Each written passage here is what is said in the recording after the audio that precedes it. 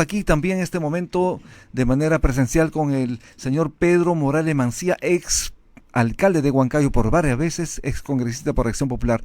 Muy buenos días, señor Morales. Buenos días, gracias por la invitación. Contento de estar nuevamente con ustedes y conversar con los que ¿Qué le parece lo que está pasando? Usted ha escuchado la entrevista que le hemos hecho a Paul Jaimes Blanco. El señor Hernando de Soto pretende en este caso apropiarse de un partido político, el partido Progresemos, y justamente Jaimes ha denunciado que el señor Hernando de Soto estaría utilizando a este partido como un vientre de alquiler. Bueno, aparte del nivel técnico que tiene el señor Hernando de Soto, hace tiempo que está demostrando ser una persona que no tiene una convicción en cuanto a las ideas políticas, toda vez que busca presidir o liderar agrupaciones políticas que ya están constituidas. Constituir una agrupación política significa sacrificio, significa tener un conjunto de personas que tienen conceptos similares y que están dispuestos a organizar el partido, ¿no? Pese a que las vallas ahora se han bajado, pero constituir un partido es muy difícil. En todo caso, yo lo lamento, pero es una demostración de los niveles en que está la política peruana en general.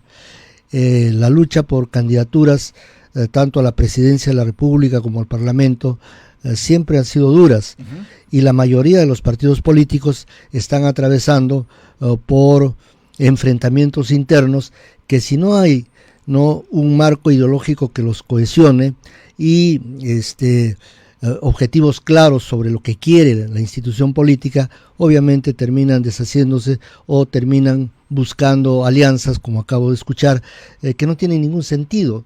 Una alianza para gobernar un país no es una alianza electorera, y no debe ser una alianza electorera. Una alianza para gobernar un país debe realizarse en función a principios, programa, y sobre todo, ¿no es cierto?, a un conjunto de planteamientos programáticos que están dispuestos a aceptar y a llevar adelante en caso se ganen las elecciones. Pero no es el primer caso, por ejemplo, que alguien, una figura pública, economista, político, lo que sea, busque precisamente, entre comillas, un vientre de alquiler a través de un partido político. Ya estamos acostumbrados en la política, a este tipo de figuras. Pero no solamente se trata del que quiere ser candidato, como el señor Hernando de Soto, sino de aquellas organizaciones políticas o colectividades políticas que se organizan para buscar un candidato que financie todo el sistema, que sea una locomotora para los que van a llegar al Congreso de la República, y en la mayoría de los casos, yo me atrevería a decir así, sirve como ingreso político o como ingreso económico para los que organizan un partido. Conozco varios casos, ¿no? Así piensen diferente, ¿no? Así piensen diferente. Lo importante es, tengo mi partido político, tú quieres ser candidato, muy bien, ¿cuánto tienes? ¿O quieres ser congresista, quieres ser diputado? Bueno, la lista es tanto, el primer puesto vale tanto, el segundo puesto vale tanto. ¿Por qué? Porque en ese tipo de agrupaciones donde no hay una organización verdaderamente política, que como ustedes conocen, ¿no es cierto?, primeramente tiene que haber ideología. Exacto. Una ideología sustentada en una doctrina. Permítame, Pedro Morales, pero esto es asqueroso en la política peruana. Porque la democracia tiene que comenzar en los partidos políticos. Efectivamente, ¿no? Porque alguien pagar para puestos en primera instancia y otros más, pero es increíble. Eso se está dando. Pero se viene dando de hace mucho tiempo atrás, eso además. Se está dando. Mira, el hecho de haber bajado la valla, ¿cierto?, como lo han hecho, para la constitución de partidos políticos, y desde mi punto de vista, como manifesté en alguna oportunidad y también a través de algunos artículos, ¿no?, estamos pagando la factura del antisistema. ¿Quiénes eran los antisistema el año 90? Obviamente Sendero Luminoso, ya en el extremo, y Fujimori. Ustedes recordarán que era el antisistema, todo era mal para él, ¿no es cierto? Pero desarrolla una política antipartidos, ¿no es cierto? Claro. Y en la época de Vizcarra, el Congreso complementario, ¿no es cierto?, terminan por debilitar el sistema de partidos políticos, y en la intención de descalificar a los partidos que llaman tradicionales, bajan la valla y tenemos los 43 partidos políticos que ahora se supone, ojalá que no sea así, pero van a competir. Pero 43 partidos políticos, ¿bajo qué liderazgos? Claro, y ahora... ¿Bajo qué doctrinas? Exacto, ¿Bajo sí. qué planteamientos? ¿No es cierto? Entonces, la mayoría han hecho de la actividad política un negocio. ¿Por qué? Porque desde hace tiempo ya el dinero se ha convertido en el principal protagonista de la política peruana. Así es. Y a través de esa característica ingresan los financiamientos, que pueden ser de muy buena fe, pero generalmente los financiamientos son toma Y que dame. después me das. Exactamente. Sobre el tema vamos a hablar luego de la pausa. Estamos con Pedro Morales Mancilla, ex congresista por Acción Popular y varias veces alcalde de Huancayo. Hacemos la pausa y regresamos.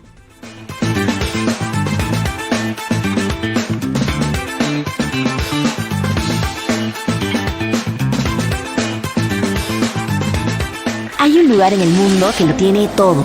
Tesoros conocidos y otros por conocer. Desde los majestuosos Andes, la cálida costa, hasta la exuberante selva amazónica.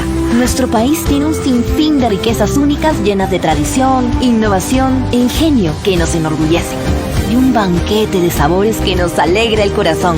Te invitamos a un viaje donde exploraremos tesoros que quizás aún no conocías y que esperan a ser descubiertos por ti. Perú, país de dones infinitos.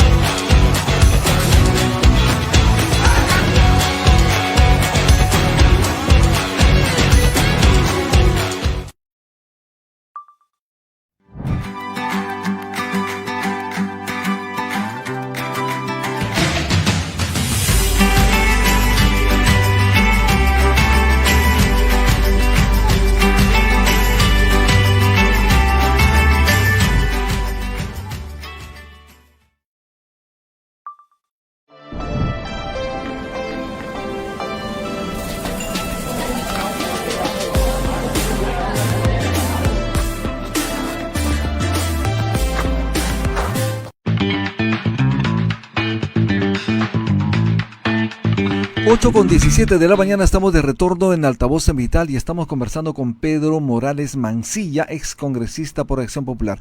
¿Qué está pasando dentro del partido fundado por Belaúnde Terry?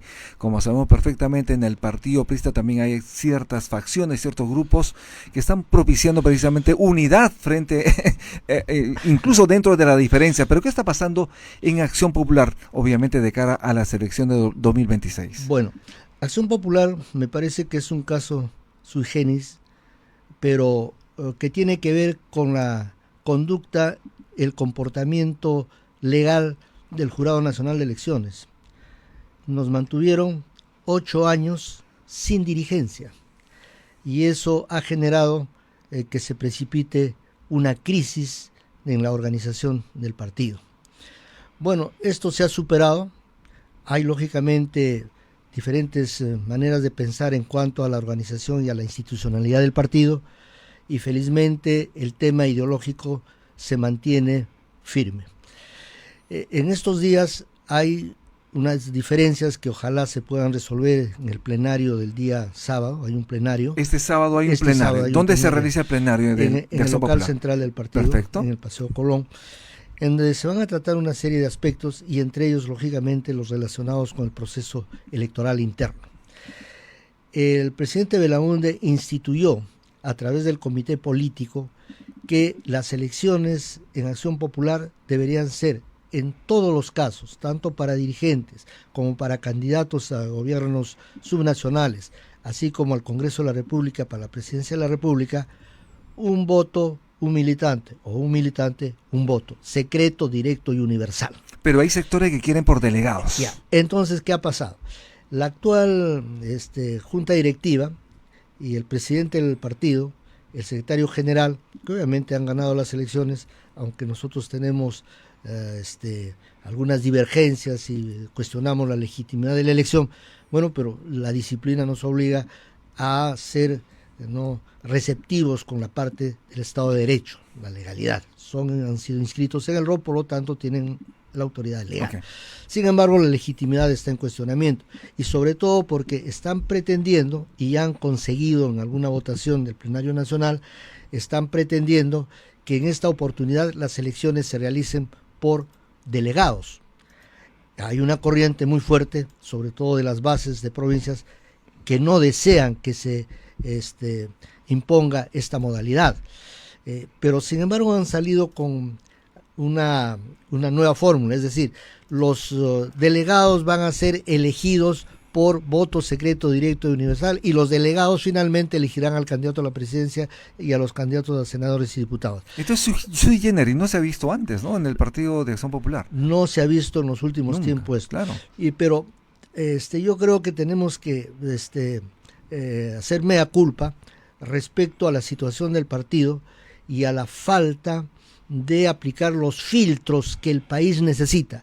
El problema en estos momentos, desde mi punto de vista, no es qué necesitan los partidos, sino qué le presentan al Perú los partidos, no solamente como propuestas o compromisos de realización, muchos de los cuales son demagógicos y que pues simplemente sirven para contentar a las tribunas, sino qué le ofrecemos respecto al equipo que va a poder hacer realidad un cambio, ¿no?, de todo lo que necesita el país. Y para eso tenemos que apuntar a algo que me parece sustancial y que el país lo necesita: un shock de valores. Si los partidos ahora no se ganan ese reto de presentarle al país propuestas de candidatura de gente honesta, que tenga preparación política, de gente que tenga criterios mínimos de lo que significa la ética pública, no hemos avanzado en nada, porque el gran problema del Perú es la corrupción, la impunidad y el ingreso a la política de financiamientos, convirtiéndose el dinero en el primer protagonista, pero lamentablemente los financiamientos sospechosos de actividades ilegales. Y en ese sentido, ¿deben perder su inscripción? ¿Deben ser anulados los partidos que se han inscrito con trampa? Definitivamente, porque mira, si por lo menos mi caso, vamos a hablar, hablo con mi hermano que también es político, hablo con mi hijo, yo diría, ¿tú falsificarías una firma? No, obviamente tenemos una formación de hogar. En el caso de Acción Popular tenemos un ejemplo en Fernando Belaúnde, Valentín Paniagua y muchos otros personajes.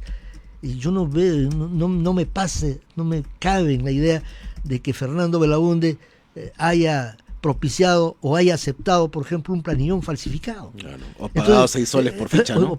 Eso no me cabe. Entonces, yo creo que definitivamente el Jurado Nacional de Elecciones, que tiene competencia, es la máxima autoridad en justicia electoral, está en la capacidad, porque no hay nada que lo prohíba, en anular a quienes falsificaron firmas. De lo contrario, ¿cómo podríamos calificar las elecciones? Ya, empezando fraudulentas, y lógicamente se prestan a manipulaciones como lo que están haciendo las encuestadoras, ¿no? Lamentablemente, como decíamos en alguna oportunidad, el gran problema del Perú es la falta de ejercicio de ciudadanía, que no solamente es ir a votar, sino que el ciudadano se comprometa a través del respeto de sus derechos y los deberes que tiene con el país. Y eso significa participar en política. Decía Aristóteles, si mal no recuerdo, ¿no? El precio de no participar en política es ser gobernado por los peores. Claro. Y creo que esa realidad la estamos viviendo. Pero entonces, ese jurado, para reiterar, sí tiene la posibilidad o la facultad, el Jurado Nacional de Elecciones, de anular esos partidos. Es la máxima autoridad electoral. Y ahí hay un tema claro. ¿Hubo o no hubo falsificación de firmas? Y como decía al inicio, ¿alguien podría estar contento con inscribirse una candidatura donde han habido falsificación de firmas, compra de firmas? Eso ya desde ya es un acto inmoral, es un acto corrupto. Exacto. Entonces, si se llega con esos mecanismos a gobernar el país, ¿qué va a pasar después? Por eso decía que el shock de valores es sumamente importante y es responsabilidad de los partidos políticos, ¿no es cierto?, que estas elecciones eleven sus niveles democráticos y de calidad democrática para que podamos tener la esperanza de que algo va a cambiar. De otro lado, señor Morales Mancilla, la presidenta Dina Boluarte fue a Ecuador, estuvo en Ecuador, justamente se encontró con el presidente de Colombia, pero no lo saludó. Ella pertenece, obviamente personifica a la nación, no se personifica a ella misma. ¿Qué le pareció a usted? Es una vergüenza, realmente es una vergüenza. Lo cortés no quita lo valiente. Además, puede ella tener diferencias muy profundas con el presidente de Colombia y posiblemente han habido problemas entre los dos países, pero había una ceremonia en donde se tenía que demostrar primeramente cultura. Eso es cultura, ¿no es cierto? Y sobre todo llevar con dignidad la representación del país. Ella no iba pues a título personal, misma, claro. ¿no? Ella iba representando y personificando al país, y que una presidenta haga un desaire a otro presidente que además es el representante de un pueblo hermano, me parece de muy mal gusto y genera vergüenza. Efectivamente, y además está pidiendo la autorización al Congreso de la República para un próximo viaje a Estados Unidos. Bueno, ¿en estas condiciones cree usted que podría ser? Mira, en una etapa de la globalización, donde hay unos cambios muy vertiginosos y en donde hay una pues inocultable competencia entre China y Estados Unidos sobre los mercados y la supremacía del mundo, yo creo que sería importante que vaya, pero el tema es, ¿a cuenta de qué? ¿Qué van a decir? Una invitación, una visita de Estado, tiene una agenda para la invitación. No es que yo te invito y vienes a tomar un café y veremos qué conversamos. Si la invitación se hace a nivel de Estado, o sea, es una visita de Estado, la invitación es acompañada con una agenda de lo que se va a tratar, para que el país que va a visitar, al país que lo invita, tenga claro qué va a llevar. Porque hasta el momento simplemente es, me invitó, me dijo que venga y yo voy a ir. Bueno, entonces yo creo que no es nada serio que el Congreso de la República pueda dar un permiso en esta situación. Efectivamente. De otro lado, Eduardo Salguana, presidente del Congreso, ha señalado que, obviamente ha justificado que hayan mineros informales, posiblemente ilegales, afiliados a APP. ¿Usted cree de alguna manera que un partido político puede estar acogiendo, digamos, a personas que están ejerciendo la ilegalidad en un sector tan importante como la minería? Definitivamente no. Sobre esto, ¿qué le parece? Sobre esto vamos a hablar luego de la pausa. Estamos en Altavoz en Vital y en Tribu Televisión, Canal 20, ya regresamos.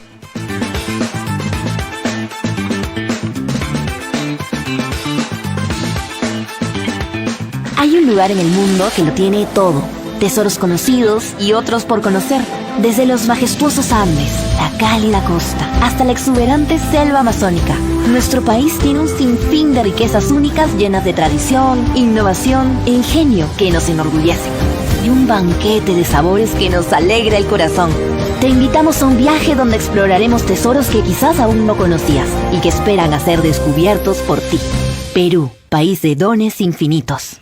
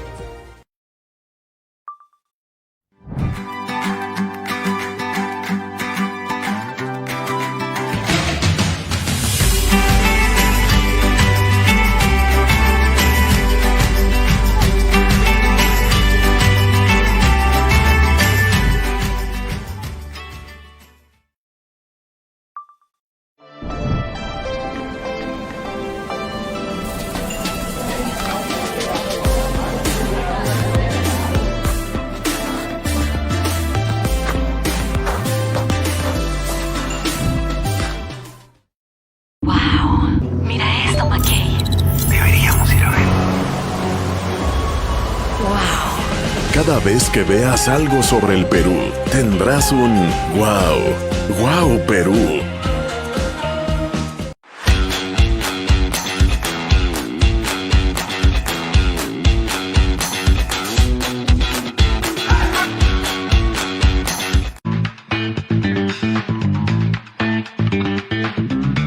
Ocho y 30 de la mañana, estamos de retorno en Altavoz en Vital y en Tribu Televisión Canal 20. Estamos conversando con Pedro Morales Mancilla, ex congresista por Acción Popular. La pregunta que quedó en el aire antes de la pausa tiene que ver con la participación de mineros informales, ilegales posiblemente, en un partido político en APP, y justamente ha defendido el presidente del Congreso, Eduardo Salguana, justamente la participación de estas personas en este partido político. ¿Qué opinión tiene usted? Bueno, yo creo que ningún partido político está libre de que gente que no tiene méritos y que tiene problemas, inclusive judiciales, pueda ingresar. Pero lo criticable aquí es que una vez identificados que tienen una participación informal o ilegal en una actividad que le está haciendo tremendo daño al país y que tiene que ver directamente con el tema de la corrupción, asesinatos y otras desgracias que nos está sucediendo, no tomen acciones inmediatas y digan que van a investigar. ¿Investigar qué? ¿No es cierto? Yo creo que la decisión de los partidos políticos, en caso se identifique una persona de esas características, inmediatamente debe ser suspenderle la inscripción hasta que se solucionen o demuestren lo contrario. Porque, como decíamos al inicio, no solamente la corrupción, sino la impunidad a todo nivel. Exacto. Es la que nos está llevando a esta situación.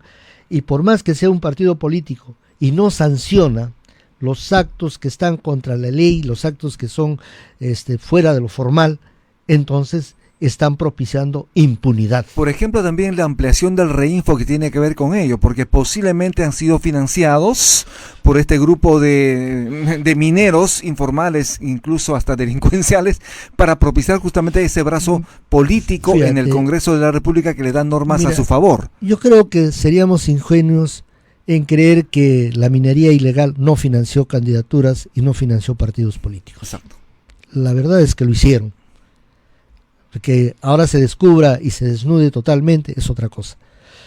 Porque de otra manera, un tema tan importante que no solamente tiene que ver con los ingresos del país, con el crecimiento del Producto Bruto Interno y sobre todo con la captación de divisas, no puede haber permanecido tanto tiempo y haberse agudizado en la forma como se está agudizando, no solamente en Patás, en la selva. Fíjate lo que está pasando, se está depredando, ¿no? Se está atentando contra el ecosistema, etcétera, y que el Congreso de la República con 130 personas no hayan considerado con la energía que corresponde la solución de este problema lo más pronto posible. Entonces yo considero que sí ha habido financiamiento y que siguen financiando, porque 43 partidos políticos han tenido dinero para poder organizar una organización a nivel nacional. Deja mucho que pensar, Roberto. Deja mucho que pensar. Por un lado ellos, y por otro lado los presidentes regionales o gobernadores regionales que han salido con partidos políticos. Así es. ¿No es cierto? Entonces ahí tienes claramente las evidencias de la corrupción y la impunidad. De otro lado, señor Pedro Morales Mancilla, hay una decisión del Congreso de la República, ya lo aprobó recientemente, una controvertida ley que reduce el impuesto general a las ventas de 16 a 14% y sube el impuesto de promoción municipal de 2 a 4% para que se pueda ser utilizado por los municipios en el país, y esto sería aplicado desde el primer día del próximo año. Bueno, yo recuerdo, no sé si recuerda Aarón, que alguna vez, y hace un tiempito, cuando dieron la ley de la reelección inmediata, dije que esto iba a traer una serie de problemas, ¿no es cierto? Iba a haber delirios por la reelección y se iban a generar huaicos de leyes, ¿no?, demagógicas, inviables o populistas.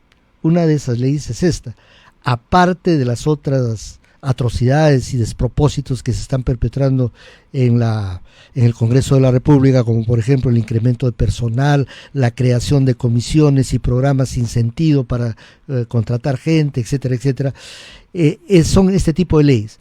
Esta ley es demagógica. Yo lamento que hayan utilizado a los alcaldes, sobre todo de las zonas más pobres, que sí necesitan dinero, ¿no es cierto?, para dar una ley demagógica. Porque esta va a entrar en su plenitud de vigencia después de 5 años, prácticamente. 4, 5 son 2, más lo que tenemos pendiente este año, son 5 años. 5 años para tener esa vigencia. 1. 2. No soy economista, pero he sido alcalde y conozco que cualquier presupuesto y cualquier compromiso económico debe ser financiado. La pregunta es, ¿esta ley habla del financiamiento? Obviamente que sí, pero es quitándole 2 puntos al IGB, ¿no es cierto?, que constituyen ingresos del gobierno central por 10.000 millones de soles. Es decir, entonces, el gobierno central estaría perdiendo 10.000 millones de soles. O sea, desvistiendo un santo para vestir a otro. A los municipios, a los alcaldes. Entonces, no hay una fuente de financiamiento claro. Pero lo que sí creo, no sé si en esto estarán de acuerdo los especialistas, voy a preguntar a mi hijo que es constitucionalista, para mí esta es una ley inconstitucional porque están generándole gasto al gobierno. Y no la va a observar el gobierno, ya Eduardo Arana adelantó que iban a promulgarla. Bueno, como te digo, están pues con el delirio de la reelección y lógicamente el gobierno tiene que estar sumiso al Congreso de la República por el miedo de la vacancia. Entonces, esto realmente es sumamente preocupante, pero es una cosa que no nos llama la atención. No es novedad, que van a hacer cualquier cosa por protegerse ambos y llegar hasta el 2026, que fue su, ¿no es cierto?, propósito primero y por el cual contubernearon en la forma como lo han hecho con las consecuencias que estamos viendo. Waldo Mendoza, que fue ministro de Economía y Finanzas, ha calificado a esta norma como la más dañina de este siglo, porque estamos hablando de muchísimo dinero con la cual precisamente el gobierno central debería hacer obras en salud, en educación, en infraestructura y otras más. Bueno, no le he leído, pero concuerdo con él, porque la forma como se ha dado la ley obviamente es populista, es irresponsable, cuando hay otros mecanismos, por ejemplo, hacer que los gobiernos locales tengan apoyo técnico para que puedan actualizar sus catastros y puedan tener mayores ingresos del patrimonio predial, por ejemplo eso. Por ejemplo, apoyarlos en la elaboración de proyectos. Y para esto, si vale el momento, los municipios pobres, ¿qué cosa tenían antes? Por lo menos en mi gestión. El programa de cooperación popular municipal. ¿Qué cosa le hacíamos? Su proyecto, los materiales que necesitaban y la población misma solucionaba sus pequeños problemas, como posta médica, colegios, servicios higiénicos, canales de irrigación, que son cosas fundamentales y que muchas veces las comunidades no los pueden hacer y recurren a la municipalidad. Y la municipalidad, si tuviese, ¿no es cierto?, un programa de cooperación popular donde llegaría directamente a atender lo que las comunidades, ¿no es cierto?, acuerdan como necesidad, yo creo que la situación se solucionaría. ¿Y qué le cuesta al gobierno?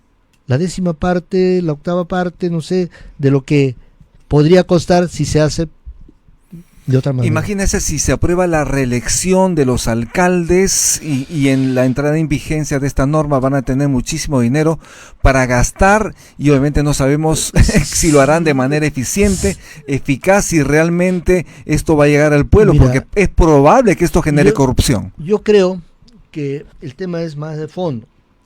Se tiene que revisar todo el proceso de descentralización.